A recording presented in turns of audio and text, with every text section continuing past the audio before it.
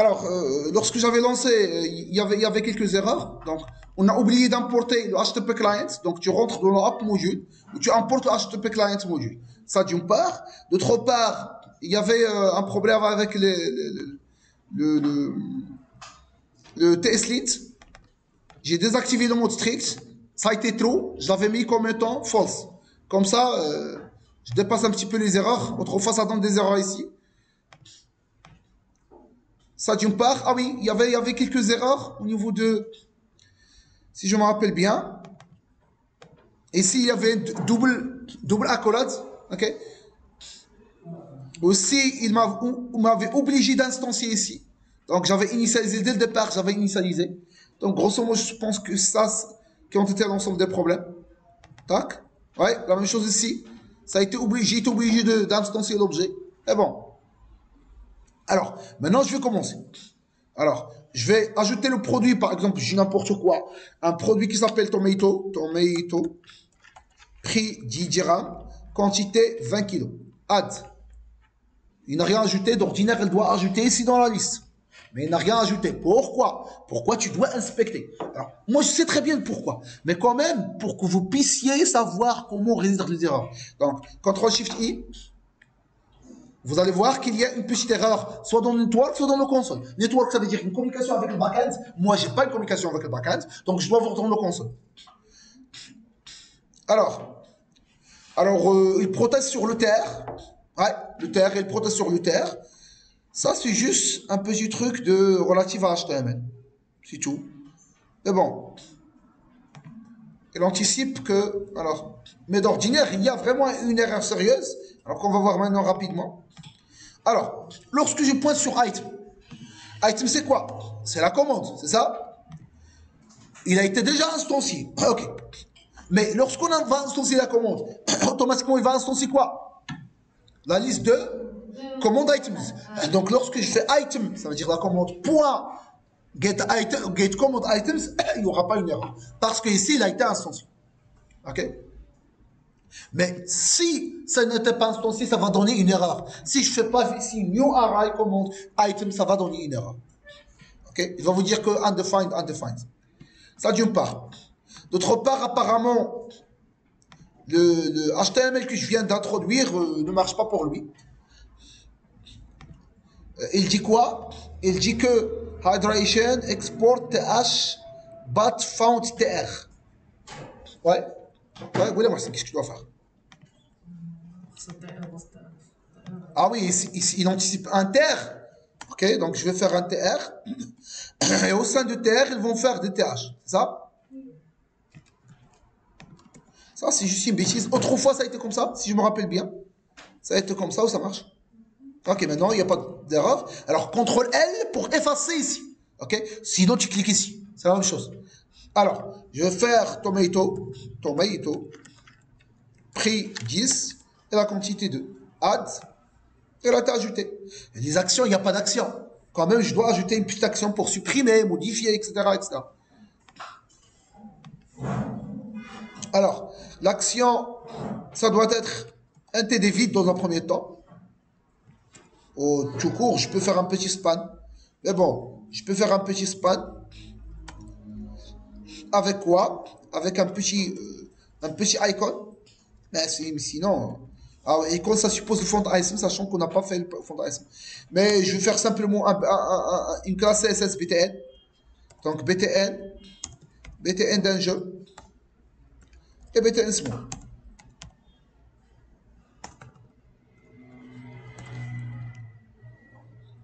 Alors, maintenant, il y a quand même une petite action. Je vais ajouter tomato, prix 10 et 20, add, il vient d'être ajouté. Alors, mais quand même, il doit vider ici, pour que je puisse voir ici. Ok? Donc, qu'est-ce que je vais faire? Une fois que je clique ici, je dois réinstancer cet objet. Mais remarquez, s'il vous plaît, remarquez. Je touche le prix ici, ça se modifie. Je modifie tomato ici, ça se modifie. On va corriger ça aussi. Donc, qu'est-ce que je vais faire? Une fois que je clique sur la méthode add, ouais.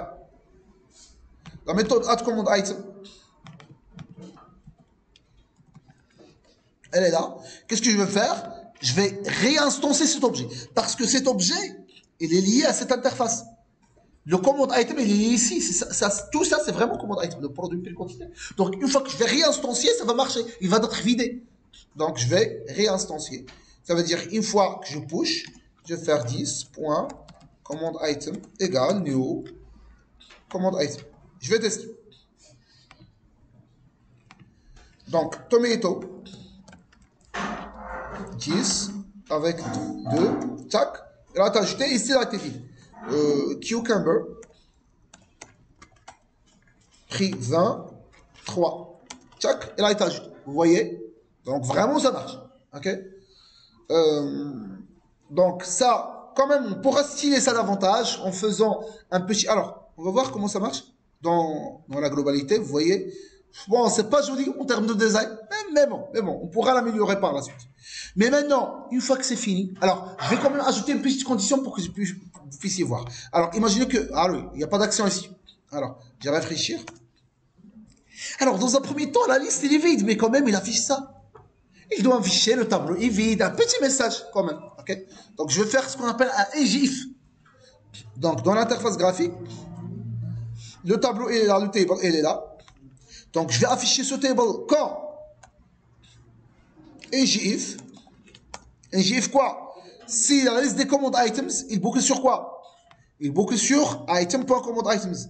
Donc, si le item command_items.left, si il est supérieur strictement à 0, il va afficher le tableau.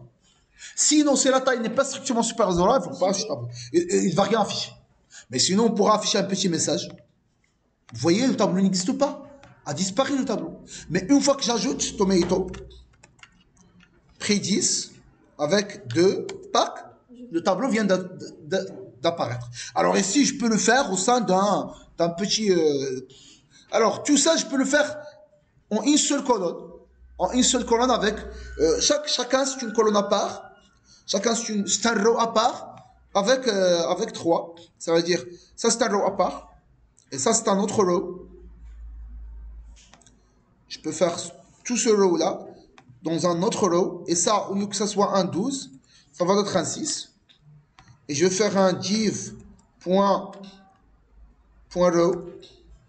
au sein duquel je vais avoir un div.callMedium 6. Check. Voilà. Medium 6. Au sein duquel je vais poser tout ça. Donc, je pense que l'interface graphique va devenir plus agréable. Ça, c'est 6. Ça, c'est 6. Mais pourquoi ça n'est pas vraiment un 6? Je sais pas.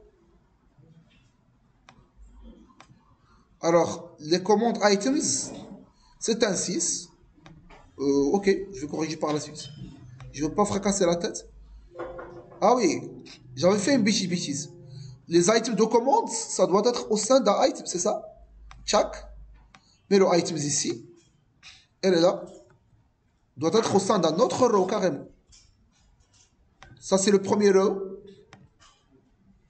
Ok. Ça, c'est le deuxième row. Elle est là. Check, check. Mais j'ai fait une bêtise. C'est qu'un colonne 6, colonne 6. Ça veut dire qu'il va occuper simplement le 6 de 6. Ça veut dire 1, 2. Vous voyez, ça, c'est les commandes. Ça, c'est les commandes item. Alors, le bouton ici, vous voyez, il est attaché à le dernier input. Je vais le mettre dans un quoi? Dans le footer. Donc, div.cardFooter. Check. Check. Vous allez voir que ça va devenir plus agréable. Vous voyez, elle est dans le footer. Je peux le mettre pour occuper toute l'interface graphique. Alors, à chaque fois que je vais ajouter un produit, je dois calculer le total. Le total, c'est quoi? C'est la somme de prix fois quantité. Prix fois quantité. Prix fois quantité. Okay? Donc, le total ici va être calculé automatiquement. Donc, dans un premier temps, je vais le désactiver pour qu'il n'ajoute rien. Et c'est à moi de calculer ce qui va être ajouté ici. Donc, ce que je vais faire, je vais dans un premier temps faire un disable. Alors, pour le total de la commande, je vais le faire disable. Ici, je vais faire disable. Disabled égale disabled. OK. Par la suite, ça veut dire que ça empêche la saisie au sein de total. Mais ce que je vais faire, à chaque fois qu'il y a un ajout, je vais modifier le total. Ça veut dire quoi? Ça veut dire que je vais faire appel à une méthode qui s'appelle calc total. Alors cette méthode, qu'est-ce qu'il prend? Il prend rien. Donc alt entrée, comment? Alt entrée, create function. Je vais créer cette méthode. Ici, ça doit être une méthode private. Je vais le faire ici 10 points. Calcul le total, CTRL Y, CTRL Y. Et ici, je dois boucler sur la liste des command items. Ça veut dire quoi? Ça veut dire item, point. Je vais faire une boucle for. Alors la boucle for, comment ça marche? Je vais faire for, ou bien je vais faire item, point, command items, c'est la liste des command items, for each. Ou bien je peux faire un for tout court. For tout court. Bon, je vais faire un for each. Okay. Je vais faire un for each. Je récupère. Donc, qu'est-ce que je vais faire? Il est intelligent. Donc, commande totale plus égale, c'est pas commande totale, c'est plutôt quoi? Alors, ici, c'est un 10. Le total de la commande, c'est quoi? Alors, je boucle sur un command item, c'est pas un commande. Ou bien, je veux le nommer element. Le element ici, c'est un command item. Parce que je boucle sur le command item. Donc, item, element, point, je vais faire item, tout court. 10.item, point total, plus égal quoi? Le element, ça veut dire le command item, point, le prix, multiplié par quoi? Multiplié par element, point, quantité. Et je vais initialiser le total dès le départ par 0. Oh là là, je vais initialiser le total par 0.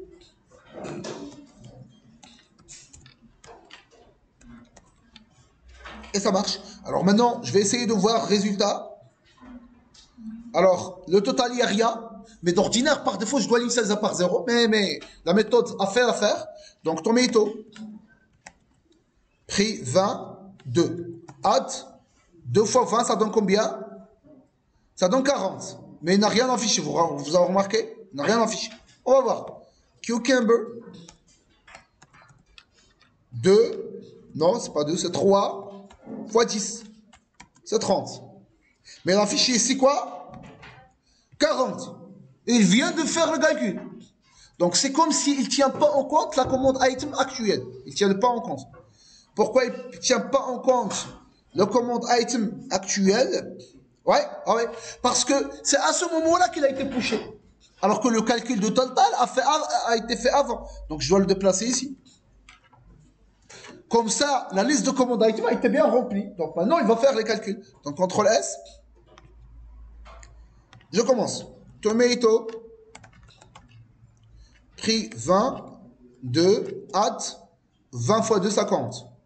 Cucumber.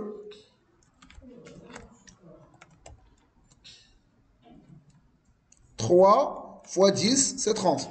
30 plus 40, c'est 60. Sans oublier, au final, je dois faire un petit bouton Save qui permet vraiment de sauvegarder la commande. Ok? Mais avant de sauvegarder, il faut valider. Valider quoi? Que la liste des commandes items est de non vide. Valider que le référence, il contient une valeur. Et par la suite, je vais faire un save. Alors maintenant c'est la méthode save qui va communiquer avec la partie backend. On sauvegarde quoi? La commande plus la liste des commandes items. Mais la liste des commandes items, il existe déjà dans la commande. Donc qu'est-ce que je vais envoyer? Je vais envoyer simplement la commande. Mais ça veut dire le item. Le item, qu'est-ce qu'il contient? Il contient déjà la commande items. Donc tout est correct. Tout est prêt pour être envoyé à la partie backend.